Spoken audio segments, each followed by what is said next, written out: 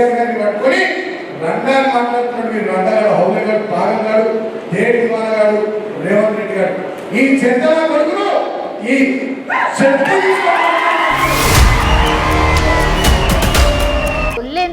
ఏందన్నా అది గంత ఘోరంగా తిట్టుకుంటున్నారు. అసలు ఉద్యమం చేసిన నాయకుడు ఆయన తెలంగాణ రాష్ట్రంలో 10 సంవత్సరాలు ముఖ్యమంత్రిగా ఉన్నారు కాబట్టి ఆ పౌరుష పదజాలం వాడకుంటుంటే ప్రజలందరూ కూడా హర్షించేవాళ్ళు.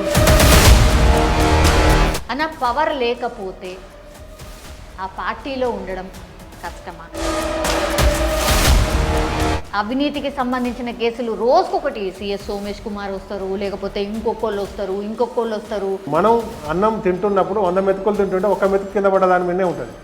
ఇవాళ దాన్నే మొత్తం చిలువలు పలువలుగా చేసి దాన్ని గోరంతను కొండంతా చేస్తున్నారు. అంతే కాళేశ్వరంలోనే ఆ కేసులనే సీఎం కేసీఆర్ ఫ్యామిలీ మొత్తం జైలుకి పోబోతుంది త్వరలో అనేది.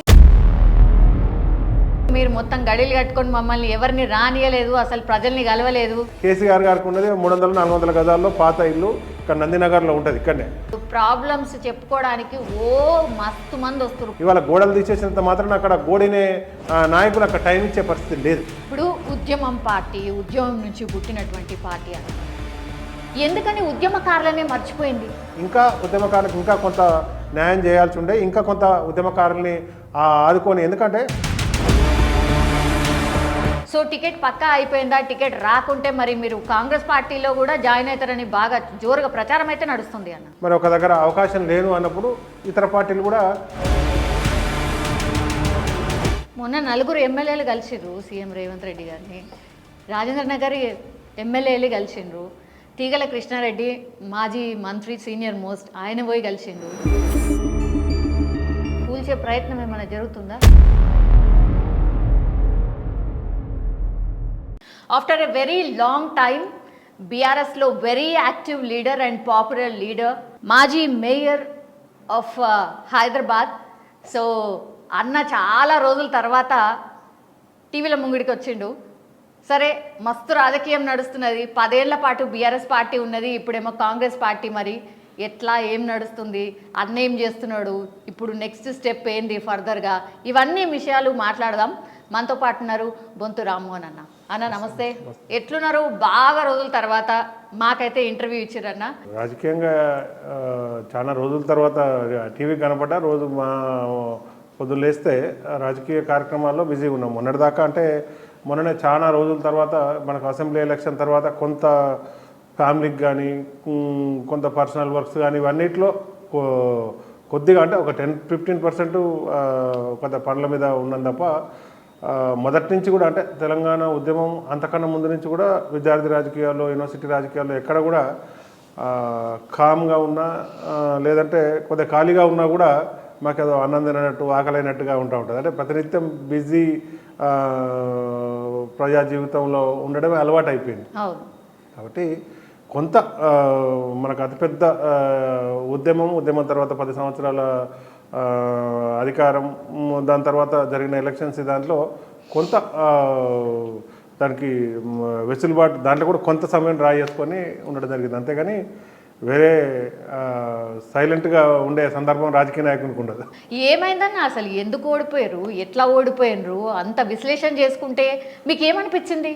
ప్రజల్లో కొంత ఏదో కొత్త గవర్నమెంట్ వస్తే, కొత్త నాయకులు వస్తే ఏదో ఒక విచిత్రం లేదంటే ఇంకేదో జరగని డెవలప్మెంట్ జరుగుద్ది అనే దాంట్లో ఒక ట్రెండ్ క్రియేట్ అయింది. దాంట్లో 2 టర్ములు ఉద్యమం చేసి 2 టర్ములు ఉన్న టీఆర్ఎస్ పార్టీ దాంట్లో ప్రజలకు చేయని సంక్షేమ పథకం లేదు, చెప్పిన దానికన్నా ఎక్కువ చేసింది కేసీఆర్ గారు. వారికి పూర్తి స్థాయిలో అవగాహన ఉంది కాబట్టి భారతదేశ స్థాయిలో మంచి రాజకీయ అనుభవం దాంట్లో అడ్మినిస్ట్రేషన్లో కానీ ఇటు ఉద్యమంలో కానీ ఉంది కాబట్టి చెప్పిన స్కీమ్ల కన్నా మేనిఫెస్టోలో పెట్టిన దానికన్నా ఎక్కువ చేసిన సందర్భం. అయినప్పటికీ 2 టర్ములు పూర్తయినాక ఈ మధ్యకాలంలో మనకు మీడియాలో కానీ సోషల్ మీడియాలో కానీ కింది దాకా పబ్లిక్ టాక్ను తీసుకుపోయి మళ్ళీ ఏదో గవర్నమెంట్ మారితే ఇంకా అద్భుతాలు జరుగుతాయనే దాన్ని తీసుకొచ్చి ప్రజల ముంగట చర్చకు పెట్టడంలో కొంత ప్రతిపక్షాలు వీళ్ళంతా విజయవంతమైన. మీరు కూడా మంచిగానే యాక్టివే ఉంటారు కదన్న, మరి సోషల్ మీడియాలో మీరు ఎందుకు అట్లా చేసుకోలేకపోయారు? మరి అంటే సోషల్ మీడియాలో యాక్టివ్గా ఉన్నప్పుడు గవర్నమెంట్ అడ్మినిస్ట్రేషన్లో దీంట్లో దైనందిన కార్యక్రమాల్లో ఉండడం, ప్రతిపక్షాలు అన్నప్పుడు ఏమవుతుందంటే అధికార పార్టీని విమర్శించడం, ప్రతిపక్ష పాత్ర పోషిస్తూ ప్రతిదానికి ఇట్లా ముల్లుగారతో పొడిచే అవసరం వాళ్ళకు ఉంటుంది. కాబట్టి వాళ్ళు ఏదో ఎలక్షన్ వచ్చినప్పుడు అధికార పార్టీ మొత్తం ప్రజల్లోకి వచ్చి పార్టీ యాక్టివిటీ ఎక్కువ చేస్తుంది. అదర్ దెన్ టైంలో ప్రజలు అధికారం కట్టబెట్టారు కాబట్టి ఆ అధికారాన్ని ముంగడి తీసుకుపోయి ప్రజలకు ఎక్కడెక్కడ మనం హామీలు ఇచ్చినాం, ఎక్కడెక్కడ ఇంకా మంచి అడ్మినిస్ట్రేషన్ చేయాలి, ఎక్కడ స్కీములు చేయాలనే దాంట్లో అధికార పార్టీ దాంట్లో మాత్రమే ఉంటుంది. ఓన్లీ ఎలక్షన్స్ వచ్చినప్పుడే రాజకీయాల్లో ఎక్కువ కాన్సన్ట్రేషన్ చేస్తుంది. కాబట్టి అదే ప్రతిపక్ష పార్టీ ప్రతినిత్యం మళ్ళీ వాళ్ళు ఆ ఎలక్షన్ వచ్చే వరకు మళ్ళీ వాళ్ళకి అధికారం మేము రావాలనే ఒక ఉత్సాహంతో దాంట్లో వాళ్ళు అదే పనిలో నిమగ్నమై ఉంటారు. దాన్ని కొంత ఎలక్షన్ టైంలో ఇంకొద్దిగా ఎక్కువ చేయడం, ప్రజలు కూడా అరే 2 టర్ములు ఇచ్చినాం కదా బీఆర్ఎస్ పార్టీకి, కేసీఆర్ గారికి, మళ్ళీ ఏదన్నా వేరే పార్టీకి ఇస్తే ఇంకేదన్నా అద్భుతాలు జరుగుతాయేమని అంటే వేగ్గా ఎందుకు మీరు వేరే పార్టీకి చూస్తున్నారంటే ఎందుకు లేదు 2 టర్ములు ఇచ్చినాం కదా అంటే అరే 2 టర్ములు ఇస్తే ఏమైనా అన్యాయం జరిగిందా, కేసీఆర్ గారు ఏమైనా చేయలేదా, టీఆర్ఎస్ పార్టీ ఏమైనా చేయలేదా అంటే అన్నీ చేసిర్రు. కానీ మేము ఏదో ఒకసారి వేరే వాళ్ళకు కూడా ఏది చూస్తాం అని ఇట్లా ఒక ట్రెండ్ క్రియేట్ అయిపోయింది అన్న. ఇప్పుడు పవర్ 10 ఏళ్ల పాటు ఇచ్చిన తర్వాత ఇక ప్రజలేం గుర్తు లేకుండా పోయినరు, పైననే మీరే చూసుకున్నారు తప్పించి కింద లేయర్ని అసలు పట్టించుకోలేదు, ప్రజలను అయితే అసలే పట్టించుకోలేదు అనేది ఒక టాక్ ఉంది అన్న. మీ రివ్యూ మీటింగ్లల్లో కూడా నాకు తెలిసి అక్కడక్కడ కేటీఆర్ కూడా ఇట్లా మాట్లాడినట్టున్నారు. నిజంగానే లింక్ తెగిపోయిందా ఏంది, అసలు ప్రజలతో లేరా అంటే తెలంగాణ జనం జర రిసీవ్ చేసుకోలేదా? 14 సంవత్సరాలు ఉద్యమం చేసినప్పుడు కలిసి ఉన్న టైం కానీ, ప్రజలకు ఇచ్చే టైం కానీ, కార్యకర్తలకు ఇచ్చే టైం కానీ చాలా ఎక్కువగా ఉండేది. ఎందుకంటే అధికారంలో ఉంటే కొంత దూరం అయింది సహజంగానే. అధికార కార్యక్రమాలు కానీ, కొంత ప్రోటోకాల్స్ కానీ, కొంత అపాయింట్మెంటు టైమింగ్, ఇటు కార్యకర్తలను గడవ లేకపోతే అడ్మినిస్ట్రేషన్లో పోవడం, ఇంకోటి పోవడం, ఇక కొంత బిజీ టైం గ్యాప్ అనేది కొంత వచ్చేస్తుంది. దాంట్లో ఉద్యమం పార్టీ కాబట్టి ఉద్యమ పార్టీలో ప్రతిదానికి అంటే రోజుల కొద్దీ అంటే మామూలుగా ఏదో చిన్న అంశం మీద చేయడం కాదు. తెలంగాణ ఉద్యమం 14 సంవత్సరాల్లో దాదాపు అంటే నెలలు రోజులు ఎన్నో రోజులు ప్రతి కార్యకర్త, మామూలు కార్యకర్త, ఒక ఎమ్మెల్యే, ఒక ఎంపీటీసీ వీళ్ళు కాదు, ఒక మామూలు కార్యకర్త కూడా కేసీఆర్ గారిని కానీ, కేటీఆర్ గారిని, హరీష్ రావు గారిని, కుటుంబ సభ్యుల్ని ప్రతినిత్యం కలిసే అవకాశం ఉండేది. అధికారం వచ్చినాక సహజంగానే కొంత గ్యాప్ ఏర్పడుతుంది. ఎందుకంటే అధికారం వేరు, ఉద్యమం వేరు. ఉద్యమం ఉన్నప్పుడు అధికారం మరి ప్రజలకు అధికారం కట్టబెట్టారు కాబట్టి ఆ కార్యక్రమంలో బిజీ ఉండడంతో కొంత గ్యాప్ సహజంగా ఏ పార్టీ అయినా ఎవరైనా అది కొంత ఇదే. కానీ జనాలు అట్లా రిసీవ్ చేసుకోలేదన్న. గడిలల్లో ఉన్నారు మీరు, మొత్తం గడిలు కట్టుకొని మమ్మల్ని ఎవరిని రానియలేదు, అసలు ప్రజల్ని కలవలేదు. ప్రజాభవనాన్ని కట్టుకున్నారో లేకపోతే ప్రగతి భవనాన్ని కట్టుకున్నారో అన్ననే ఉన్నారు, మంత్రులు రానియలే, ఎమ్మెల్యేలు రానియలే, ఇక ప్రజలు ఏడా దిక్కుంటారు అనేది కూడా మీ మీద ఉన్నది. ముఖ్యమంత్రి హాలిడేస్లో కానీ, మరి ఖాళీగా ఉన్నప్పుడు కానీ, మరి ఇట్లా సెక్రటరేట్ పోనప్పుడు కానీ, మరి అక్కడ కార్యకర్తలను కానీ ఏదైనా మీటింగ్ పెట్టుకోవాలి కానీ ఎక్కడ అలాంటి సందర్భం లేదని ఆ మధ్యకాలంలో ఒకసారి మహారాష్ట్ర మిగతా రాష్ట్రాల్లో ఇట్లా పోయినప్పుడు కేసీఆర్ గారు చూసి అరే ఒక పెద్ద పార్కింగ్, ఒక 500 మంది ఎమ్మెల్యేలు, మంత్రులు, లేకపోతే ఇంకేదైనా విదేశీ రాయబారులు ఎవరు వచ్చినా ఒక ముఖ్యమంత్రి క్యాంప్ కార్యాలయంలో కూడా మంచి అకామిడేషన్ ఉండాలన్న దాంట్లో ఓ ప్రగతి భవన్ కట్టిండు. అధికారం వచ్చినాక, ముఖ్యమంత్రి అయినాక, తెలంగాణ వచ్చినాక కట్టిరు. అంతేగాని కేసీఆర్ గారు పాత ఆల్రెడీ ఏదో 100 ఎకరాల గడి ఉంది, ఆ గడిలకు వీళ్ళని రానియలేక కేసీఆర్ గారికి ఉన్నది 300-400 గజాల్లో పాత ఇల్లు ఇక్కడ నందినగర్లో ఉంటుంది ఇక్కడనే. మరి దాంట్లో ఆయనకు ఆల్రెడీ అంతకుముందు ఏదైనా కనీసం 100 ఎకరాలు కాదు 10 ఎకరాలు 5 ఎకరాల్లో కూడా పెద్ద బిల్డింగ్ లేదు, దాంట్లోకి ఎవరిని రానియకుండా ఆపింది లేదు. ఉద్యమ కాలంలో సార్ ఒక బెడ్రూమ్ వదిలి పెడితే ప్రతి ఇంట్లో అన్ని రూమ్లలో కూర్చొని తినేటోళ్ళము, ఛాయలు తాగేటోళ్ళము, ఉద్యమం గురించి మాట్లాడతాం, అదంతా కూడా ఉంది. గడిలు అనేటి సమస్య లేదు. గడిలు అనేటి తెలంగాణ రాష్ట్ర సమితిలో మరి ముఖ్య నాయకులు ఎవరికి కూడా గడిలు అనేది లేదు. అంటే పాత ఏదన్నా జమీందారులు, పాత కొంతమంది ఊర్లలో ఉన్న దాంట్లో వాళ్ళకు ఉంటాయి తప్పితే ఇక్కడ గడిలు హైదరాబాద్లో గడిలు ఎవరికి లేవు, ఏం లేదు. కాకపోతే ఆ కట్టిన ప్రగతి భవన్ పెద్దగా సౌకర్యం కొరకు కట్టిన దాంట్లో దాన్ని కూడా గతంలో కొంత పార్టీ కాంగ్రెస్ పార్టీ ఉన్నప్పుడే కట్టింది. ఆ ముళ్ళ కంచెలు ఏదైతే ఉందో గడిలకు బార్కెట్లు ఇరుగొట్టినాయి, అవి గతంలో వేసినాయి, వాటికి జస్ట్ కొంత జాలీలు యాడ్ చేసిరు తప్పితే అది కూడా కేసీఆర్ గారు ప్రజావాణిగా చేసిరు అన్న. ఇప్పుడు ప్రాబ్లమ్స్ చెప్పుకోవడానికి ఓ మస్తు మంది వస్తారు, పొద్దున 4 గంటలకు వెళ్ళి లైన్ కడుతున్నారు, గది ఎందుకు మీరు చేయలేరు అంటున్నారు. ప్రజలు అనేటోళ్ళు ఇప్పుడు చిన్న రేషన్ కార్డు ప్రాబ్లం నుంచి పెద్ద ప్రాబ్లం దాకా ఉంటుంది. దాంట్లో ఏది ఏ స్థాయిలో ఫిల్టర్ కావాలనో ఇవాళ ముఖ్యమంత్రి గారి స్థాయికి ఏం రావాలి, మంత్రి స్థాయికి ఏం రావాలి, కలెక్టర్ స్థాయికి ఏం రావాలి, ఎంఆర్ఓ స్థాయికి ఏం రావాలి, వాళ్ళు ఎందుకు పని చేస్తలేరు, పైదాకా మరి ఇస్తే కింద దాకా ఎందుకు పని చేస్తలేరు అనే దాంట్లో మాత్రమే మరి ఇలా టీఆర్ఎస్ ప్రభుత్వం ముఖ్యమంత్రి గారు మాట్లాడారు. దీంట్లో ఈరోజు మేము వాళ్ళన్నింటినీ అటెండ్ చేస్తామని చెప్పారు. 2 రోజుల తర్వాత ఆ రకమైన ప్రజల సమస్యల మీద వరద వస్తున్నప్పుడు ప్రజలు ఒక్క చిన్న ఏదో ప్రభుత్వం ఎంఆర్ఓనో ఎస్ఐతోటో ప్రాబ్లం ఉంటే కాదు, వాళ్ళ పర్సనల్ ప్రాబ్లమ్స్ కానీ, ఇంట్లో కడుపు నొప్పి అయితే కానీ, ఇంకేదైనా చిన్న ప్రాబ్లమ్స్ కూడా ఇవన్నీ కూడా నేను అవన్నీ కూడా ఏ ప్రభుత్వం ఏ నాయకుడు చేయడు. దాంట్లో అక్కడ కింద స్థాయిలో ఉన్న నాయకులు ఎవరైతున్నారో దాంట్లో వాళ్ళన్నీ కూడా అటెండ్ చేయాల్సిన అవసరం లేదు. ముఖ్యమంత్రి స్థాయిలో లేకపోతే మంత్రి స్థాయిలో ఏదైతే సమస్య కింది స్థాయిలో సమస్య పరిష్కారం కావట్లేదో, ఇవాళ ఒక కంపెనీ చైర్మన్ ఉన్నా, కంపెనీ సీఈఓ ఉన్నా, కంపెనీ మేనేజర్ ఉన్నా, ఎవరి స్థాయిలో సూపర్వైజర్ స్థాయిలో కావట్లేదన్నప్పుడే పై స్థాయికి పోద్ది, అక్కడ కూడా కావట్లేదన్నప్పుడు ఇంకో స్థాయికి పోద్ది. అసలు కింద అటెండ్ కాకుండా డైరెక్ట్ మరి వాళ్ళ లాస్ట్ 2 రోజులు 3 రోజులు వచ్చారు. ఆ తర్వాత చూస్తే మరి అక్కడ టైం ఇవ్వడం కూడా ప్రజలు ఎన్నుకున్నప్పుడు అడ్మినిస్ట్రేషన్ కూడా చేయాలి కాబట్టి తర్వాత టైం ఇవ్వలేకపోయారు, వాళ్ళు కూడా టైం ఇవ్వలేకపోయారు. కాబట్టి అది ప్రతి చిన్నదానికి ముఖ్యమంత్రి స్థాయిలో టైం ఇవ్వడం అనేది ఇబ్బందికరమైన పరిస్థితి ఉంటుంది. ప్రత్యక్షంగా వాళ్ళు కూడా చూసారు.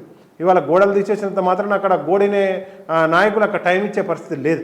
సచివాలయం కట్టుకున్నారు, సచివాలయంకి ముఖ్యమంత్రి ఓలేడు, అదొకటి ఉన్నది. అసలు గంత పెద్ద సచివాలయం ఎందుకు, అది రాజ్మహల్ లెక్కున్నది, పైసలని దండుగ చేసిరు, అదొకటి ఉన్నది. ఇట్లా రకరకాలు పైసలన్నీ దండుగ చేసిరు, ఏడయూడో అవినీతి ఉన్నది. మీ జిహెచ్ఎంసీ దాంట్లోనే మీరు మేయర్గా గతంలో ఉంటిరి. మాజీ శివబాలకృష్ణ 400 కోట్లట, తవ్వే కొద్దిగా ఆస్తులు వస్తూనే ఉన్నాయట. ఏందన్నా ఇది గింతగానే ఆడికెళ్ళి సంపాదించారు, ఆ పైసలేంది?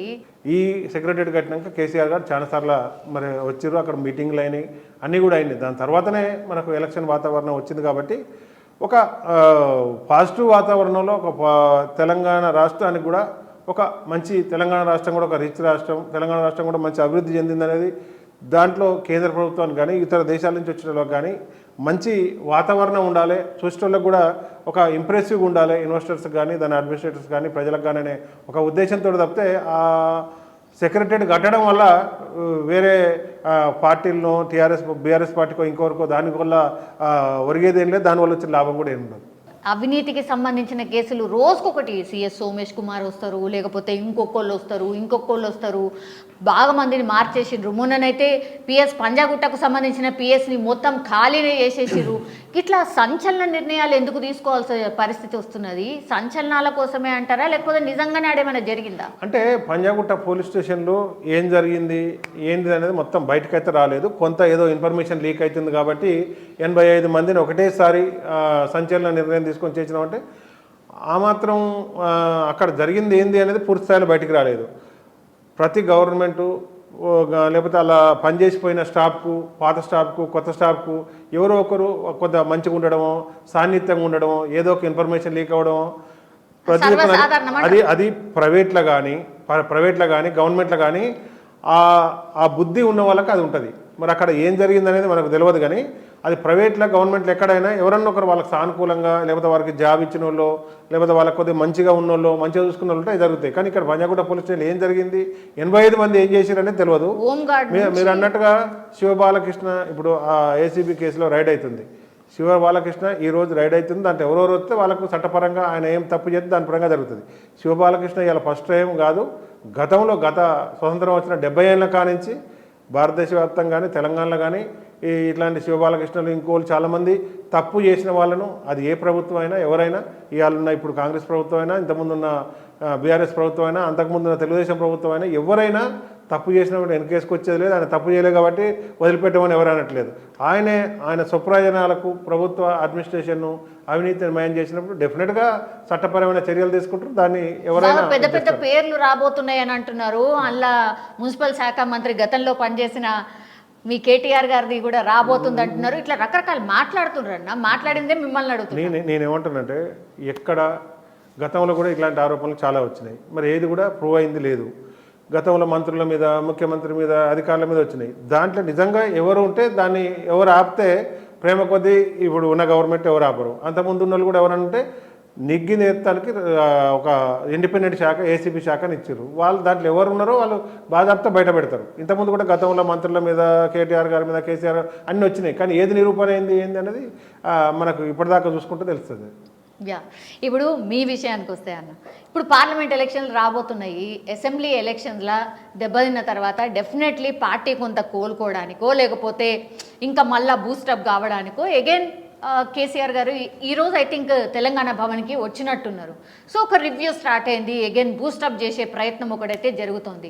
ఇప్పుడు నెక్స్ట్ ఏం జరుగుతుంది? ఓకే, హైదరాబాద్ ఆర్ సిటీ ఇలాకాలో వదిలేద్దామన్నా, రూరల్ ఏరియాలో బాగా దెబ్బతిన్నారు. సో దాని మీద ఫోకస్ చేయబోతున్నారా? మీ టార్గెట్ ఏముంటుంది? 16 లేకపోతే ఎట్లా?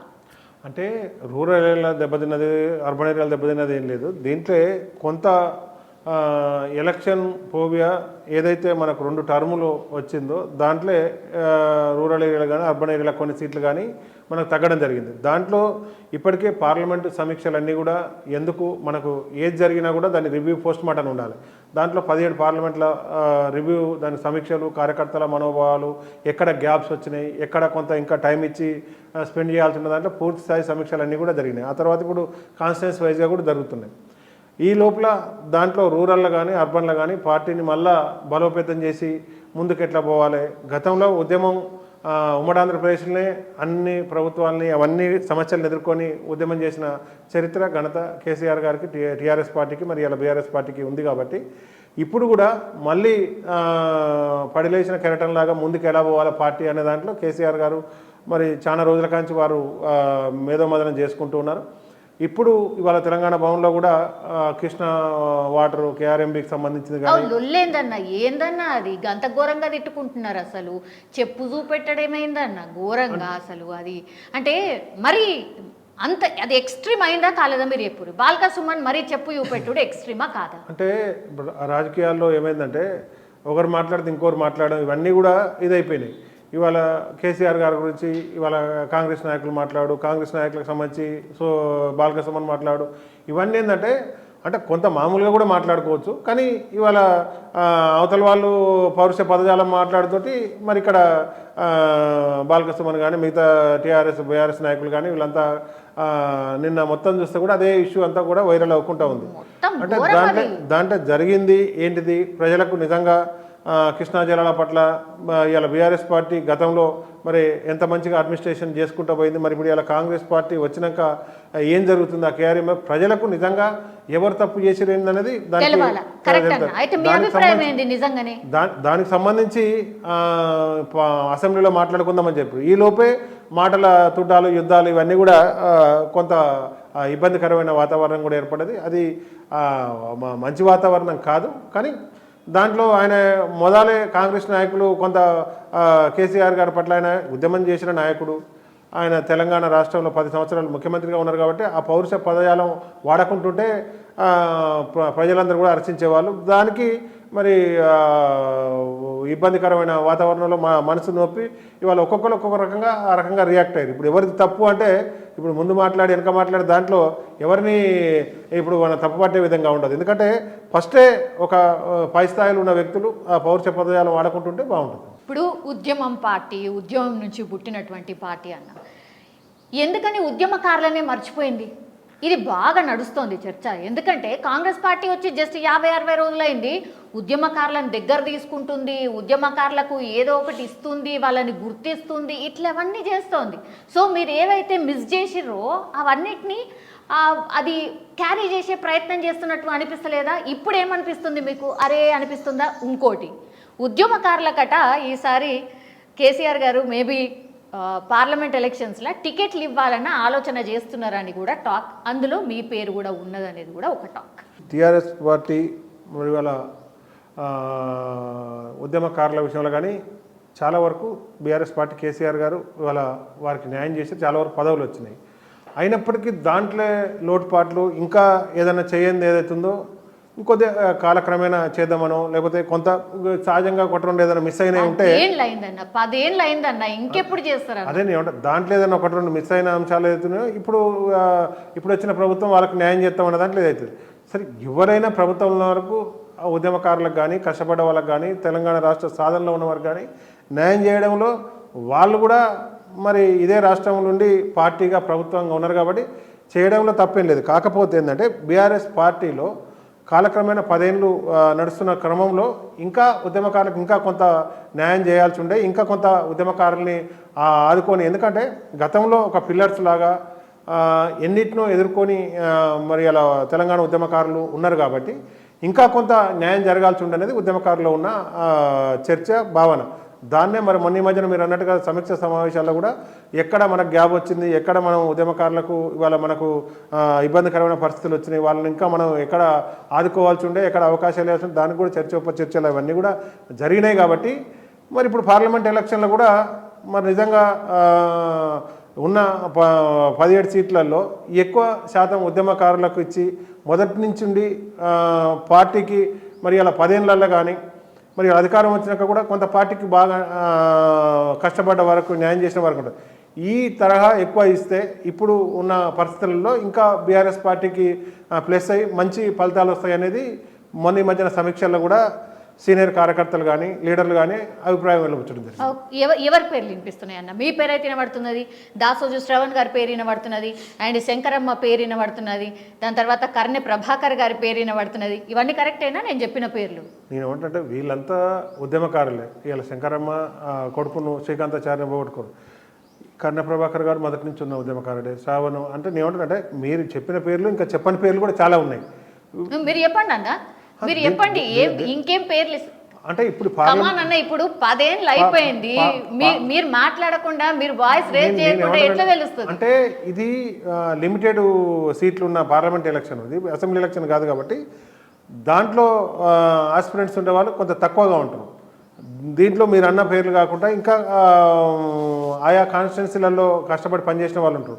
కొంతమంది అవకాశం వచ్చింది, ఇంక కొంతమందికి ఎక్కడెక్కడ మన గ్యాప్స్ ఉన్నాయని చెప్పి దీన్ని ఉద్యమకారుల కోణంలో పార్టీ కష్టపడ్డ కోణంలో ముందుకు తీసుకుపోతే రేపు పార్లమెంట్లో ఇంకా బెస్ట్ ఫలితాలు వస్తాయి.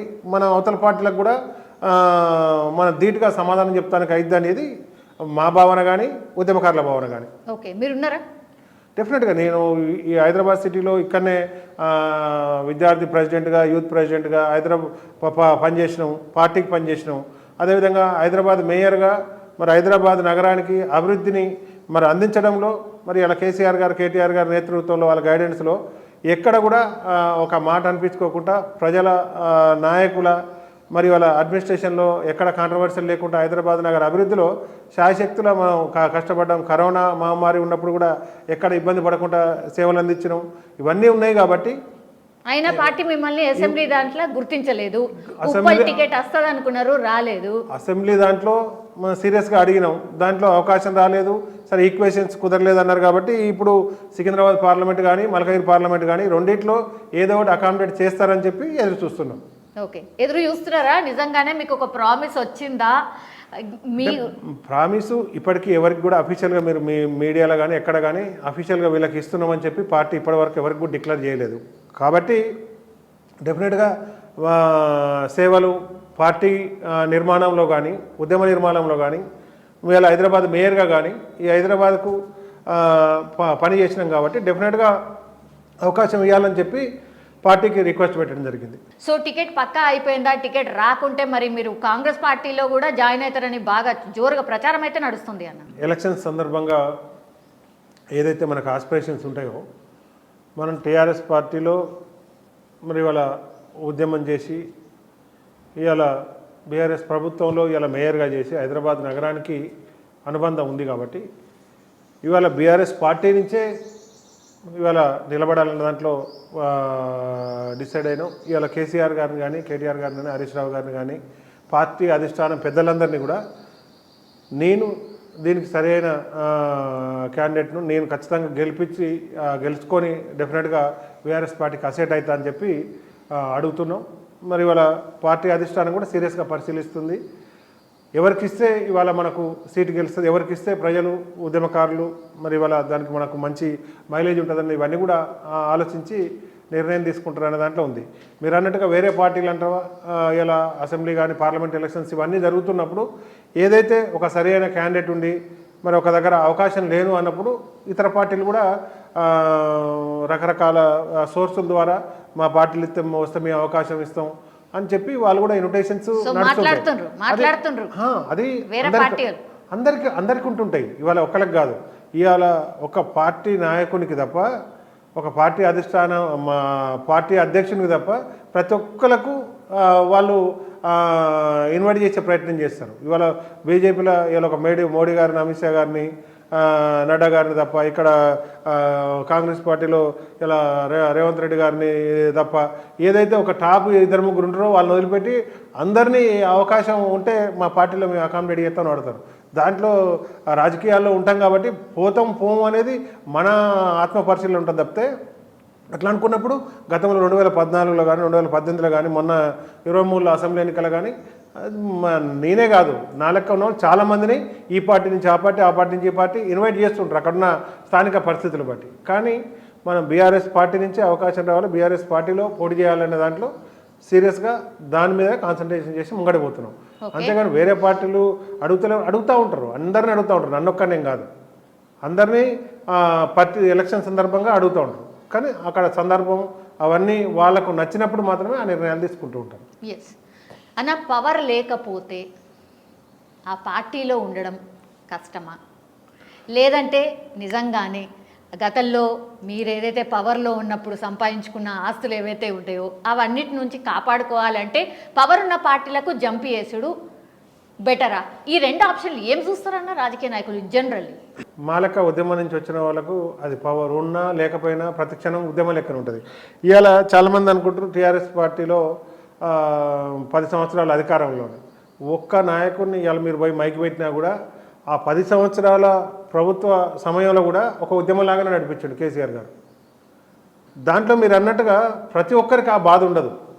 కొంతమందికి పవరు ఉన్న దాంట్లో ఉండడం అలవాటు ఉండడం, లేకపోతే పవర్ లేకపోతే కొంత ఇబ్బందికరమైన పరిస్థితులు, లేదు అధికారంలో ఉన్నప్పుడు ఏదైనా కొంత బిజినెస్లు కానీ కొన్ని పనులు కానీ చేసుకుంటే అవి పెండింగ్ ఉండి మళ్ళీ ఏదైనా ప్రభుత్వం వచ్చినప్పుడు ఏదైనా ఇబ్బందికరమైన పరిస్థితులు ఉంటాయని, లేదు ఇన్ని రోజుల కాంచి ఈ పార్టీలు ఉన్న ఆ పార్టీలో పోతే ఇంకేదైనా అవకాశం వస్తే ఇంకేదైనా, ఇట్లా కొంత సెక్షన్ ఆఫ్ పీపుల్ ఉంటారు తప్పితే మొత్తం రాజకీయ నాయకులు అందరూ రాజకీయాలు చేసేవాళ్ళందరికీ పవర్ ఖచ్చితంగా కావాలండి.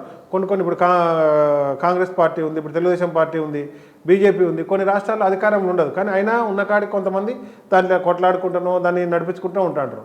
అట్లా 14 సంవత్సరాలు మనం అధికారం లేకుండా ఉద్యమం, కేసులు, కొట్లాటలు, జైలుకు పోయి కూడా బీఆర్ఎస్ పార్టీని మనం కాపాడుకొని దాన్ని నిర్మాణం ఎక్కడ కూడా ఎన్ని రకాల పార్టీని మొత్తం డిజాస్టర్ చేసే ప్రయత్నాలు ప్రభుత్వాలు అప్పుడు చేసినప్పుడు కూడా మరి దాన్ని ఎక్కడ కదలకుండా తెలంగాణ రాష్ట్ర సాధన జరిగే వరకు కూడా ఎన్ని ఇబ్బందులైనా ఎదుర్కొన్నాడు. దాంట్లో ఆస్తులు దానికి కాపాడుకోవడం ఇవన్నీ కొంత సెక్షన్ ఆఫ్ పీపుల్కే ఉంటుంది తప్పితే 90-95% పీపుల్కు ఆ అవసరం రాదు.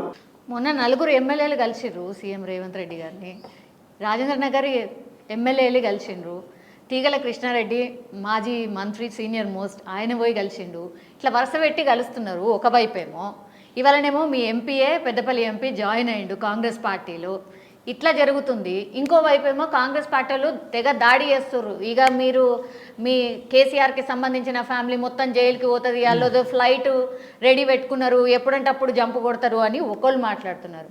మిగతా సెక్షన్ మాట్లాడుతుంది అసలు కాంగ్రెస్ పార్టీ ఏడుంటుంది, కరెక్ట్ చూడుండ్రి 6 నెలల్లో కాంగ్రెస్ పార్టీ ఊలిపోతుంది, మేమే అధికారంలోకి వస్తామని బీఆర్ఎస్ పార్టీ చెప్పుకుంటుంది. అసలు ఏం జరుగుతుంది? ఇటు నుంచి దాడి, అటు నుంచి దాడి, వచ్చిన నుంచి ఇదేం దాడి అని కాంగ్రెస్ పార్టీ మాట్లాడుతుంది. అంటే ఇవాళ నిన్న కలిసిన 4 ఎమ్మెల్యేలు ఏదైతే ఉందో వాళ్ళు క్లియర్గా బయటకు వచ్చి ప్రెస్ మీట్ పెట్టారు. అందరు చెప్పిండ్రు ఇవాళ రాజేంద్ర నగర్ ఎమ్మెల్యే ఇవాళ అదే తీగల కృష్ణారెడ్డికి ఆయన ప్రోటోకాల్ ఏదైతే ఉందో ఆయన జాయిన్ అవుతాడా లేదా అనే విషయంలో, ఇది ఒక పార్టీలో గెలిచినాక ఇంకో పార్టీకి పోతే దానికి డెఫినెట్గా దానికి కోడ్ ఉల్లంఘన అవుతుంది. దాన్ని రాజీనామా చేసినా పోవాలి, ఇంకోటన్నా పోవాలి. కానీ వీళ్ళు పోయిన ఎమ్మెల్యేలు ఏదైతే ఉందో మేము అభివృద్ధి కార్యక్రమాల గురించి దాని గురించి సీఎం నడతాను పోయినాడు, మళ్ళీ వచ్చిర్రు కేసీఆర్ గారిని కలిసిరు, కేటీఆర్ గారిని కలిసిరు, వర్కింగ్ ప్రెసిడెంట్ టీఆర్ఎస్ పార్టీ ఆఫీస్లో ఇవాళ ప్రెస్ మీట్ కూడా పెట్టడం జరిగింది. దాంట్లో ఇవాళ పోయిన ఏదైతే మీరు అన్నట్టుగా ఎంపీ పోయి ఢిల్లీలో జాయిన్ అయ్యిండో అది బాజాప్తా కండవ కప్పుకొని జాయిన్ అయ్యిండు ఆయన. ఆయనకి ఇక్కడ అవకాశాలు ఏ రకంగా ఉన్నాయి ఏంది అనే దాంట్లో పార్లమెంట్లో ఇంతకుముందు పోటీ చేసిండు కాబట్టి రేపు అక్కడ ఉన్న పరిస్థితులలో పార్టీకి ఆయనకు కూర్చొని మాట్లాడుకున్న సందర్భం ఉంది. మరి ఆయనకు ఉండాలనిపించలేదా లేకపోతే పార్టీలో అవకాశాలు ఇంకా ఏదైనా వేరే రకంగా ఉన్నాయి ఏందనేది కూడా మరి నాకైతే సమాచారం లేదు. కానీ ఆయన పోయి జాయిన్ అయ్యిండు అని అంటే మనం దాన్ని ఇది కావచ్చు. ఆయనతో పాటు ఇంకొక మిగతా ఐదుగురు ఏదైతుందో జైన్ గానికి అది సిస్టమే ఒప్పుకోదు. దాంట్లో పోయి మాట్లాడి వాళ్ళకి కావాల్సిన అభివృద్ధి కార్యక్రమాలు ఏం మాట్లాడి ఏం చేసి వచ్చినా వాళ్ళు ఒకవేళ పార్టీ మారాలనుకున్నప్పుడు దాని సిస్టమ్ వేరే ఉంటుంది తప్పితే ఈ ఎమ్మెల్యేలు పోయి కాంగ్రెస్ పార్టీలో జాయిన్ అయ్యారు వాళ్ళు అనుబంధంగా ఉన్నారనేది మనం దాన్ని అనుకోని పార్టీకి వాళ్ళు ఏదైతే ఇన్ఫర్మేషన్ ఉంటుందో ఏదో రకంగా మెసేజ్ పాస్ చేయండి ఎవరు ఆయన మన ప్రకాష్ గౌడ్ గారు కూడా నేను దేనికి పోయినా ఏందనేది క్లియర్ కట్గా ఆయన కూడా చెప్పడం జరిగింది. అయినప్పటికీ తర్వాత ఇంకేమన్నా పరిణామాలు అంతకుముందు ఎవరైనా ఎమ్మెల్యేలు వాళ్ళు వీళ్ళు జాయిన్ అయినప్పుడు కూడా రాజీనామా చేసో లేకపోతే నేను రాజీనామా చేస్తా అని చెప్పో నాది ఒకవేళ ఎమ్మెల్యే పదవి పోయినా నేను రాజీనామా చేసి మళ్ళీ గెలుస్తాను పోయినా వేరే పార్టీలకు జాయిన్ అయినప్పుడు సందర్భం ఉంది. కాబట్టి బీఆర్ఎస్ పార్టీ ఎమ్మెల్యేలు పోయి జాయిన్ అయ్యారు అని మాత్రం ఈ క్షణానికి అనుకోనికైతే లేదు. అది అఫీషియల్గా న్యూస్ అయితే కాదు. ఓకే. ఇంకోటి మీరు అన్నట్టుగా కాంగ్రెస్ పార్టీ 6 నెలల పోద్ది 3 నెలల పోద్ది అనేది రాజకీయంలో ఉన్నప్పుడు ఏదైతే ఉందో ఆ కాంగ్రెస్ పార్టీలో సహజంగా కొంత ప్రజాస్వామ్యం ఎక్కువగా ఉంటుంది కాబట్టి వాళ్ళు మాట్లాడాల ఆ జరిగే పరిణామాలల్లో ఏదైతే గతంలో ముఖ్యమంత్రులు కానీ ప్రభుత్వాలు కానీ కొంత డిస్టర్బెన్స్ ఉంటుంది కాబట్టి దాన్ని మరి వాళ్ళ ఎగ్జాంపుల్గా తీసుకొని 6 నెలల పోద్ది 3 నెలల పోద్దని మీడియాలో కానీ కొంతమంది వ్యక్తులు మాట్లాడేది కానీ ఇవన్నీ ఏదైతుందో అవి గతంలో జరిగిన పరిణామాలు. మరి దాన్ని ఏ రకంగా ముందుకు పోతారంటే కొన్ని రాష్ట్రాల్లో 5 సంవత్సరాలు పూర్తిగా కొన్ని సంవత్సరం 2 సంవత్సరాలు డిస్టర్బ్ అయినవి కూడా ఉన్నాయి కాబట్టి వాటిని ఎగ్జాంపుల్గా తీసుకొని మాట్లాడుతుండొచ్చు. కూల్చే ప్రయత్నం ఏమైనా జరుగుతుందా? బీఆర్ఎస్ పార్టీగా కాంగ్రెస్ ప్రభుత్వాన్ని కూల్చాలనే దాంట్లో ఎక్కడ కూడా ఎవరు ఆ ప్రయత్నాలు చేయట్లేరు. ప్రజలు ఎన్నుకున్నారు, మంచిగా పరిపాలన చేసి ప్రజలకు ఇచ్చిన హామీలు 6 గ్యారెంటీలు కానీ ఇంకోటి కానీ దాన్ని నెరవేర్చిన దాకా ప్రతిపక్ష పాత్రగా బీఆర్ఎస్ పార్టీ టార్గెట్ చేసేది కానీ బీఆర్ఎస్ పార్టీ నాయకులు అడిగేది కానీ మీరు ప్రజలకు చెప్పొచ్చింది దాన్ని అమలు చేసే ప్రయత్నం చేయండి. ఓకే. 6 గ్యారెంటీలు బాగా ప్రచారం చేసుకున్నారన్న వాళ్ళేమో 6 గ్యారెంటీలు అంటున్నారు, మీరేమో 420 హామీలు అంటున్నారు. టైం కూడా ఇస్తలేరు అంటున్నారు. లంక బిందెలు ఉన్నాయి అనుకుంటే ఆడ ఏమీ లేవు, అసలు ఖాళీ బిందెలు ఉన్నాయి ఆడ ఏమీ లేవు అంటున్నారు. ఇట్లా రకరకాలు మాట్లాడుతున్నారు. మొత్తం ఖజానీ అంతా ఖాళీ వేసి వాళ్ళకి అప్పచెప్పారట. అంటే వాళ్ళు ఇచ్చిన హామీలు 100ల కొద్దీ ఉన్నాయి, దాంట్లో ఆ సంఖ్య వాళ్ళు చెప్పేది. దీంట్లో లంక బిందెలు బడ్జెట్ అనేది ఇవాళ నా ఇంట్లో ఇలా 100 కోట్లు ఉన్నాయా 100 రూపాయలు ఉన్నాయా ఏందనేది నాకు తెలుసు. ఇవాళ ప్రభుత్వం అన్నప్పుడు ఏంటంటే ప్రభుత్వంలో ఎన్ని పైసలు ఉన్నాయి, ఎన్ని అప్పులు ఉన్నాయి, ఇవాళ ఎన్ని సంక్షేమ పథకాలు అవుతున్నాయి, ప్రతి నెల ఎంత పేమెంట్ ఇవ్వాలి, ఎంత అప్పులు కట్టాలి, మనకు ఎంత ఆదాయం వస్తుంది, రోజు సంవత్సరం నెలకు ఏందనేది బాజాబ్తా గవర్నమెంట్ లెక్కలే. ఇవాళ వాళ్ళు కూడా గతంలో ప్రభుత్వంలో ఉన్నారు, ఇప్పుడు వాళ్ళు ప్రభుత్వంలోకి వచ్చారు. ఎవరైనా మామూలుగా రైట్ టు ఇన్ఫర్మేషన్ కింద అప్లై చేసినా వస్తుంది. ఎన్ని పైసలు వస్తున్నాయి, ఎన్ని అప్పులు కడుతున్నాయి, ఎన్ని సంక్షేమ పథకాలు అవుతున్నాయి ఏందని. ఇలా లంక బిందెలు ఉన్నాయా ఇంకోటి ఉన్నాయా అని మామూలుగా మాట్లాడచ్చు రాజకీయ పదాలు. కానీ ఇలా ప్రభుత్వం నడుస్తున్నప్పుడు లెక్కలన్నీ కూడా తేటతెల్లం. దాంట్లో నిజంగా ఉన్నాయా అంటే ఒక 10,000 కోట్లు, 1,00,000 కోట్లు, 2,00,000 కోట్లు ప్రభుత్వంలో అకౌంట్లు ఉన్నాయా లేకపోతే ఇంకెక్కడ దాచిపెట్టారంటే ఎక్కడ పెట్టనీకి ఉండదు. ఏది ఉన్నా ట్రాన్స్పరెంట్ ఉంటుంది. గవర్నమెంట్ ఇలా ఇంట్లో నేను దాచుకున్న పైసలు అయితే 100 కోట్లు ఉన్నాయనొచ్చు, 100 రూపాయలు ఉన్నాయనొచ్చు. అది గవర్నమెంట్ కాబట్టి ఇక రాజకీయపరమైన ఆరోపణలు ఎవరికోరు స్పైసీ మాటల కొరకు తప్ప అది లంక బిందెలు ఉన్నాయని గతంలో ఎవరు చెప్పలేదు. ఇవాళ మిగులు బడ్జెట్ ఉందని కూడా ఎవరు చెప్పలేదు. బడ్జెట్ ఏంది, ఏం నడుస్తుంది అనేది వాళ్ళకు కూడా తెలుసు. 420 హామీలని ఎందుకు కామెంట్ చేస్తున్నారు? మరి దాదాపు వాళ్ళు అన్ని హామీలు ఇచ్చిరండి, 420 హామీలు ఇచ్చిర్రు, ఏది నెరవేర్చలేరు అనేదాన్నే వాళ్ళు ఇది చేసేది. వాళ్ళు బయట కాన్స్టెంట్గా చెప్పిందేమో 6 గ్యారెంటీలు. 6 గ్యారెంటీల ఉప గ్యారెంటీలు ఏదైతే ఉన్నాయో దాన్ని ఒకదానికొట్టి విపులీకరించుకుంటూ పోతే దాన్ని డివైడ్ చేసుకుంటూ వస్తే దాదాపు ఎలక్షన్ల సందర్భంగా వాళ్ళు మాట్లాడినవి అన్నీ కూడా అన్నీ ఉన్నాయి అని. తెలంగాణ తల్లి విగ్రహం మార్పు చేయబోతున్నారు. ఒకటి క్యాబినెట్లో నిర్ణయాలు తీసుకున్నారు కదా, టీఎస్ నుంచి టీజీ ఒకటి, తెలంగాణ రాష్ట్ర గీతం జయ జయ హే తెలంగాణ అనేది, తెలంగాణ ఎంబ్లెం కూడా మార్చబోతున్నారు. దీని మీద అభిప్రాయం ఏంటి? ఇవి మార్పు ఎందుకు చేస్తున్నట్టు? ప్రతిదీ ఇప్పుడు మామూలుగా ఇంతకుముందు ఎన్టీఆర్ గారు ఉన్నప్పుడు ఎన్టీఆర్ గారికి సంబంధించిన పేరు మీద పథకాలు ఉండేది, ఆ తర్వాత ఇందిరాగాంధీ ఉండేది, ఆ తర్వాత రాజీవ్ గాంధీ ఉండేది, ఇప్పుడు గతంలో రాజశేఖర రెడ్డి గారు. ఇట్లా ఎవరు వస్తే వాళ్ళ మార్కు వేసుకోవడానికి తప్ప టీజీ అవ్వడం వల్ల దాంట్లో పెద్ద లేదు. తెలంగాణ స్టేటు టీజీ అంటే ఏమని పలుకుతారు, తెలంగాణ అని వస్తుంది అంతే. దానికి ప్రభుత్వాలు వాళ్ళ ముద్ర వేసుకోవడానికి దాంట్లో ఇదేం లేదు. ఇంకోటి రాష్ట్ర గీతం ఏదైతే ఉందో జై జయ తెలంగాణ అనేది అవుతుందో ఉద్యమంలో ఉంది కాబట్టి ఓకే, అది మంచి నిర్ణయం. దాన్ని మీరు ఎందుకు తీసుకోలేదు అని క్వశ్చన్. నేనంటే ఎందుకు తీసుకోలేదంటే, ఎందుకు తీసుకున్న దాంట్లో అడగకుండా తీసుకున్న వాటిల్లో ఎందుకు తీసుకున్నారు, అవి కూడా మంచిది కాదని అనలే కదా. సరే, ఒక 10 అనుకున్న దగ్గర 9 కావచ్చు, 8 కావచ్చు, వాళ్ళు వచ్చి ఒక మంచి పని చేశారు. దాన్ని జై జయ తెలంగాణ మంచిది కాదు, అది తప్పు, ఎందుకు తీసుకున్నామని అనలే కదా మేము. అది ఉద్యమ కాలంలో మంచి ఉద్యమాన్ని స్ఫూర్తి నింపిన పాట. అందశ్రీ గారు మంచి కవి, దాన్ని మేము విమర్శించలేదు, దీన్ని కూడా విమర్శిస్తలేదు. వాళ్ళ మార్కాపు ఇదవుతుంది. ఇప్పుడు ఆరోగ్యశ్రీలో కానీ ఇంకో దాంట్లో కానీ వాళ్ళ మార్కు వాళ్ళ ఇది కనపడటానికి ఇలా తెలంగాణ తల్లి విగ్రహంలో మార్పు అంటే తెలంగాణ ఉద్యమ స్ఫూర్తి నింపడానికి పాటలు, మాటలు, సాహిత్యం ఏదైతే ఉందో దాంట్లో కూడా తెలంగాణ భారతదేశానికి భారతమాత ఎట్లుందో తెలంగాణకు కూడా తెలంగాణ తల్లి ఒక రూపం ఉండాలి. దాంట్లో ఉద్యమ స్ఫూర్తి నింపి ఉద్యమాన్ని ముందు తీసుకుపోయి తెలంగాణ రాష్ట్ర సాధనలో జరిగే కార్యక్రమంలో ఎక్కడైనా కొన్ని జరుగుతుంటాయి. దాంట్లో తెలంగాణ తల్లి ఇట్లా ఉండాలి. కాదు అట్లా ఉంటే కాదు, ఇంకొద్ది మార్పు చేయాలి. ఇప్పుడు ఎట్లా ఉండాలి అని అనే దాంట్లో ఇలా రాముడు ఎట్లుండు, కృష్ణుడు ఎట్లుండు అనే దాంట్లో ఒక ఊహ, దాని ఒక రూపాన్ని గతంలో సాహిత్యం దగ్గర నుంచి వెనకడ గ్రంథాల నుంచి వచ్చిన దాన్ని ఇదవుతుంటుంది. కాబట్టి వాళ్ళ ఆలోచన ప్రకారం ఇట్లా ఉంటేనే తెలంగాణ తల్లి బాగుంటుందంటే ఇప్పుడు దాన్ని అట్లా ఉండకూడదు, ఉండాలి అనే దాంట్లో ఒక గ్రంథాలు లేవు, దాని మీద ఆధారాలు లేవు. కాబట్టి వాళ్ళ మార్కప్ దాంట్లో వాళ్ళు చేస్తున్నారు అంతే. అంతే, కాంగ్రెస్ వచ్చింది కాబట్టి వాళ్ళ మార్క్ ఉండాలి కాబట్టి టీజీకి ఏం తేడా ఉంది అంటే దానివల్ల వచ్చేది ఏంది, నష్టమైంది, లాభం ఏంటంటే ఏం లేదు, మార్కప్ రాజకీయాలు అంటారు. కాబట్టి పథకాలకు కూడా కొన్ని పేర్లు చేంజ్ చేస్తుంటారు, పథకాల పేర్లు మారుతుంటారు, దాంట్లో కింద స్వల్ప మార్పులు చేసి ఏదో చేస్తుంటారు. కేంద్ర ప్రభుత్వం, రాష్ట్ర ప్రభుత్వం, పక్క రాష్ట్రాలు ఏది బాగుంటే దాన్ని వాళ్ళకు నచ్చింది ఇది చేసుకుంటారు పోతుంది. వాళ్ళ ప్రభుత్వం వచ్చింది కాబట్టి వాళ్ళ స్టైల్ ఆఫ్ అడ్మినిస్ట్రేషన్ వాళ్ళ కథ. కాళేశ్వరం కథను అయితే చూస్తూనే ఉన్నారన్న. కాళేశ్వరంలోనే ఆ కేసులనే సీఎం కేసీఆర్ ఫ్యామిలీ మొత్తం జైలుకి పోబోతుంది త్వరలో అనేది నిన్న మంత్రి కోమటిరెడ్డి వెంకటరెడ్డి కామెంట్ చేశారు.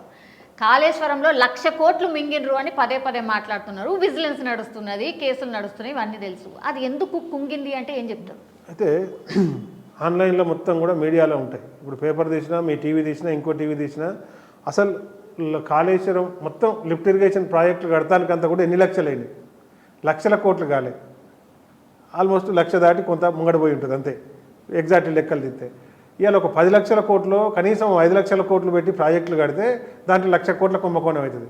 1,00,000 కోట్లు పెట్టి కట్టనప్పుడు 1,00,000 కోట్ల కుంభకోణం ఎట్లయితుంది అంటే యాస ప్రాస గురించి మాట్లాడడం తప్పితే 10 డ్యాములు కట్టిరు.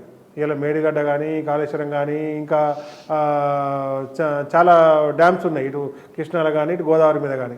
దాంట్లో ఒక్క డ్యామ్లో ఒక్క దగ్గర లీకేజ్ వచ్చింది. దానికి సంబంధించి ఏదైతే సాయిల్ టెస్ట్ ఇవన్నీ కూడా చేసి దానికి ఇంజనీర్లు ఉంటారు, దానికి కాంట్రాక్టర్ ఉంటారు, వాళ్ళందరూ కూడా చేసుకున్నదంటే ఎక్కడనో ఇప్పుడు మొత్తం ఒక 1,00,000 అంశాలలో ఒక్క అంశం కాడ చిన్న తేడా వచ్చింది. అంటే మిగతా మొత్తం బాగుంది, మరి ఇది ఒక్కటే ప్రాబ్లం ఉందని ఎవరు చెప్పరు. మిగతా మొత్తం బాగున్నా ఇది ఒక్కటి కాబట్టి దీని కిందనే మొత్తం బదనం చేసే ప్రయత్నం చేస్తున్నారు. అని ఇప్పుడు 10 ప్రాజెక్టులు కట్టినప్పుడు 10 ప్రాజెక్టులలో ఒక్క ప్రాజెక్టు దగ్గర 100 పిల్లర్లు ఉంటే 2 పిల్లర్ల దగ్గర జరిగింది, మిగతా 98 పిల్లర్లు కూడా బాగానే ఉన్నాయి. అది ఎట్లా జరుగుతుంది? ఇంజనీర్లు కాదు, కేసీఆర్ ఇంజనీర్ అన్నాడు కదా, ఆయన్నే డిజైన్ చేసిండు, సో ఆయన్నే దోషి అనేది. ఇలా కేసీఆరే డిజైన్ చేసి కేసీఆరే సర్టిఫై చేసి ఇచ్చింది ఉండదు. ఎక్కడ కడితే బాగుంటుంది, ఏడ కడితే ఎక్కువ ప్రజలకు, రైతులకు సాగు జరుగుద్ది, డ్రింకింగ్ వాటర్ వస్తుంది, ఏడ కట్టాలన్న దాంట్లో టెంటివ్గా డిస్కషన్లో రాజకీయ నాయకులు, ముఖ్యమంత్రులు కానీ, మంత్రులు కానీ ఉంటారు తప్పితే టెక్నికల్ కాడికి వచ్చేసరికి కట్టే కాంట్రాక్టరు ఆయన తప్పు కడితే ఆయన జైలు పోతారని తెలుసు, సర్టిఫై చేసే ఇంజనీర్కు తెలుసు. ఇవాళ రాజకీయ నాయకులు దాని ఏది బాగుంటుందో ఓవరాల్గా చెప్తారు తప్పితే టెక్నికల్గా లోపడి పోనీ టెక్నికల్ ఏది ఉండదు. ఓవరాల్గా కూర్చున్నప్పుడు ఎక్కడ బాగుంటుందండి, ఇక్కడ కడితే బాగుంటుందని, ఇక్కడ కడుతున్నప్పుడు సరే ఇంకొంచెం జరిగితే ఏమైనా ఇబ్బంది అవుతుందా అంటే ఏం కాదంటే ఇంకొంచెం జరిపి కడితే ఇంకొద్ది 10 మందికి ఎక్కువ ఉపయోగపడుతున్నారు. దాంట్లో 99% ప్రాజెక్టు బాగున్న విషయం ఎవరు కూడా మెచ్చుకోవట్లేదు. 1% అది కూడా ఒక్క డ్యామ్లో 100 ఉంటాయి, ఆడ మొత్తం 100 పిల్లర్లు ఉంటాయి మొత్తం డ్యామ్కు, అక్కడ 2 పిల్లర్ల దగ్గర జరిగిన దానికే ఉంటుంది. ఏదో ఒక మిస్టేక్. మనం అన్నం తింటున్నప్పుడు 100 మెతుకులు తింటుంటే 1 మెతుకు కింద పడ్డ దాని మీదనే ఉంటుంది. ఇవాళ దాన్నే మొత్తం చిలువలు పలువలుగా చేసి దాన్ని గోరంతను కొండంతా చేస్తున్నారు తప్పితే ఇవాళ తెలంగాణ వ్యాప్తంగా ఎన్ని చెక్ డ్యాములు కట్టారు, ఎన్ని ప్రాజెక్టులు కట్టారు. ఇవాళ ఇక్కడ మల్లన్న సాగర్ కానీ, ఇవాళ సిద్దిపేటలో ఉన్న రంగనాయక సాగర్ కానీ, ఇట్లా ఇది చేసుకుంటూ పోతే ఒక్కదానికోటి చెక్ డ్యామ్స్ కట్టుకుంటా పంపింగ్ చేసుకుంటా కృష్ణా గోదావరి మిగతా ఉపనదుల మీద, ఇక్కడ డిండి మీద, ఇక్కడ ఎన్ని కట్టిరు, ఎన్నిట్లో వచ్చినాయి లీకేజీలు, ఎన్నిట్లో ఇదైంది. ఒక్క డ్యాములో జరిగింది. ఎన్ని డ్యాముల్లో బయటపడ్డాయి అవన్నీ లీకేజీలు? నీళ్లు నింపి మీరు 1,00,000 ఎకరాలకు నీళ్లు అందిస్తామన్నారు. 1 ఎకరం కన్నా నీళ్లు అందించిర్రా అనేది పదే క్వశ్చన్ చేస్తున్నారు. అసలు నిజంగానే నీళ్లు అందినాయా అందలేదా అన్న, పంటలకు నీళ్లు అందినాయా? డెఫినెట్గా అందినాయి. కాకపోతే ఏంటంటే ఇంకా ఫీడర్ ఛానల్స్ ఏదైతే ఉంటాయో ఆ ఫీడర్ ఛానల్స్ అన్నీ కూడా ఇవాళ ఒక డ్యామ్ మనకు మేజర్గా ఏంటంటే వర్షాకాలం ఎప్పుడు మనకు గ్యాబ్ సమయంలో దానికి అవన్నీ కూడా డ్యామ్స్ కట్టాల్సి వస్తుంది. మిగతా ఫీడర్ ఛానల్స్ అనేది వ్యవసాయం నడుతున్నప్పుడు సీజన్లో ఎప్పుడైనా వాటిని చేసుకుంటూ పోవచ్చు. కాబట్టి మెయిన్ అక్కడ మనకు మేజర్ ప్రాజెక్ట్ అయిపోతే ఫీడర్ ఛానల్స్ ఇవాళ లోయర్ మానేరు, దిగువ మానేరు, ఇవాళ ఎల్ఎంటి, ఇవన్నీ ఒకదానికోటి ఇట్లా వరద కాలువలు నీళ్లు అన్నెసరీ పోయే వాటికి కూడా అడ్డకట్టలేసి మిగతా డ్యాములకు నింపి చెరువులు కూడా కొన్ని వేల చెరువులు ఇలా వరద కాలువలతో నింపిన చరిత్ర భారతదేశంలో ఎక్కడ కూడా లేదు. దాదాపు మిషన్ కాకతీయతోటి ఎన్ని చెరువులు బాగు చేసారు, ఎన్ని చెరువులు వరద కాలువలతో నింపారు. ఇవి మంచి 100 నోటికి చెప్పొచ్చు. ఏది కూడా దాన్ని విమర్శించింది ఏం లేదు. దాంట్లో జరిగిన అన్నం తింటే 1 మెతుకు కింద పడితే దాన్నే మొత్తం ఫోకస్ చేసి మాట్లాడుతున్నారు. 60 రోజుల కాంగ్రెస్ సర్కార్ ఎట్లా పనిచేస్తున్నది? బాగానే ఉందా? మంచిగానే ఉందా? ఎన్ని మార్కులు వేస్తారు? అంటే ఎన్ని మార్కులు వేస్తారు అనే దాంట్లో కేసీఆర్ గారు కూడా గతంలో చెప్పారు, మీరు రాజకీయపరమైన పరమైన ఆరోపణలు కాకుండా మీకు ప్రజలు ప్రభుత్వాన్ని కట్టబెట్టారు. మేము కూడా ఒక 5-6 నెలలు మీరు ఇచ్చిన హామీలు కానీ మీరు ప్రజలకు ఇచ్చిన ఏదైతే స్కీమ్స్ ఇవన్నీ ఏదైతే ఉన్నాయో అవన్నీ కూడా మీరు సైలెంట్గా చేసుకుంటూ పోతే మేము కూడా వెయిట్ చేస్తాం. వెయిట్ చేసి మీరు ఏది చేయలేదు అప్పుడే ఇది చేస్తాం. ఇక్కడ ఏదైతే ఉందో వాళ్ళు అది కాకుండా మరి దాంట్లో కొంతమంది నాయకులు కానీ వీళ్ళు కానీ రాజకీయమైన పైన ఆరోపణలు ఇవన్నీ చేసుకుంటూ వస్తుంటారు. కాబట్టి ఇక కొన్ని రోజులు వేడి చేస్తాం అనుకున్న బీఆర్ఎస్ పార్టీ కూడా మరి మీరు వాటి మీద పోకుండా మీరు ఎంతసేపటికి రాజకీయమైన కోణంలో ఎందుకు పోతున్నారు అనే దాంట్లో మాత్రమే డిస్టర్బెన్స్కి తావిస్తుంది. అంటే వాళ్ళు దాని మీద ఎక్కువ ఇంకా కాన్సన్ట్రేషన్ చేయాల్సిన సమయం ఉంది. కాబట్టి ఈ పార్లమెంట్ ఎలక్షన్ సమయానికి రావడంతో అడ్మినిస్ట్రేషన్ కన్నా ఎక్కువ రాజకీయమైన పరమైన డిస్కషన్ డిస్టర్బెన్స్ ఇది ఎక్కువ నడుస్తుంది. 17 ఉన్నాయన్న పార్లమెంటు, 3 పార్టీలు పోటీలో ఉన్నాయి. ఎవరికి ఎన్ని వస్తాయని అనుకుంటున్నారు యాజ్ ఆఫ్ నౌ? ఎవరికి ఎన్ని వస్తారు అనేది ఇంకా రాజకీయంగా ఎవరు ఎక్కడ నిలబడుతున్నారు, ఎవరు ఏ సీట్లు నిలబడతారు అనగానే పార్టీ బలాల మీద చూద్దామని. బలాల మీద అంటే మెజార్టీ మనకు అసెంబ్లీ స్థానాలు కొంత మేము ఇబ్బందికరమైన పరిస్థితుల్లో పోయినప్పటికీ బీఆర్ఎస్ పార్టీ మెజార్టీ స్థానాలు తెలంగాణలో గెలుచుకుంటుంది అనేది ఇప్పటివరకు మాకున్న అంచనా. కానీ ఆల్మోస్ట్ మనకు ఇప్పుడు అన్న ప్రాక్టికల్గా చెప్పండి ప్లీజ్. మీరు 16కు 16 ఇట్లయితే చెప్పకుర్రి, అది పాసిబుల్ కాదు. మీకు కూడా తెలుసు మేము 16 అని చెప్తున్నాం. దాదాపు 10-12 పైన వస్తాయి అనేది మాకు ఇప్పటివరకు ఉన్న సమీక్ష సమావేశాలు. ఇప్పుడు ఏ పార్టీ కూడా సమీక్ష సమావేశాలు కానీ ప్రజల మీటింగ్లు కానీ ఇవన్నీ కూడా అసెంబ్లీ ఎలక్షన్ తర్వాత కాంగ్రెస్ పార్టీ వాళ్ళ అడ్మినిస్ట్రేషన్లో వాళ్ళు ఉన్నారు, బీజేపీ వాళ్ళ దాంట్లో వాళ్ళు ఉన్నారు తప్పితే ఇప్పటివరకు 17 పార్లమెంటు సమీక్షలు మరి సైమల్టేనియస్గా అసెంబ్లీ కాన్స్టిట్యూన్సీ సమీక్షలు ఇవన్నీ కూడా బీఆర్ఎస్ పార్టీ చేస్తుంది. కాబట్టి మాకు అందుతున్న సమాచారం డెఫినెట్గా 10-12 పైన వస్తాయి అనేది ఇప్పటివరకు గ్రౌండ్లో జరుగుతున్న రిపోర్ట్ కానీ అక్కడ జరుగుతున్న ఉత్సాహంగా జరుగుతున్న మీటింగ్లను బట్టి చెప్పొచ్చు. ఓకే, మరి కాంగ్రెస్కి ఎన్ని, బీజేపీకి ఎన్ని? మిగతా స్థానాల్లో కొన్ని 1-2 స్థానాల్లో బీజేపీ మెరుగ్గా ఉందనేది సర్వే కానీ బయట మీడియా సంస్థలు కానీ అనేది. అదేవిధంగా కాంగ్రెస్ కూడా కొన్నిట్లు అంటే ఓసారి గెలుస్తాయి అనుకునే తలకిందులు అయ్యే పరిస్థితి కూడా ఉంటుంది. కాకపోతే ఏంటంటే అధికారంలో ఉంది కాబట్టి వాళ్ళు కొంత కొట్లాడినా లేకపోతే బీజేపీ కూడా కొంత వాళ్ళు కూడా కొన్ని అంశాల మీద ముందుకు పోతున్నారు కాబట్టి వాళ్ళకు కూడా కొంత ఏదైనా ఒక 2-3 స్థానాలు వాళ్ళు 2 స్థానాల్లో వాళ్ళు గట్టి పోటీ ఇచ్చారని ఇప్పటివరకు మనం అంచనా వేస్తానికి ఆస్కారం ఉంటుంది. ఎస్ అన్న, థ్యాంక్ యూ అన్న, థ్యాంక్ యూ సో మచ్. చాలా రోజుల తర్వాత చాలా విషయాలు చెప్పిర్రు. కానీ బొంతు రామ్మోహన్ అయితే కనిపించలేదు నాకైతే ఏడ కూడా. అప్పట్లో ఫుల్ ఫైర్ లెక్క ఉంటుండే, ఇప్పుడు బాగా కామ్ డౌన్ అయినట్టు అనిపించింది నాకైతే.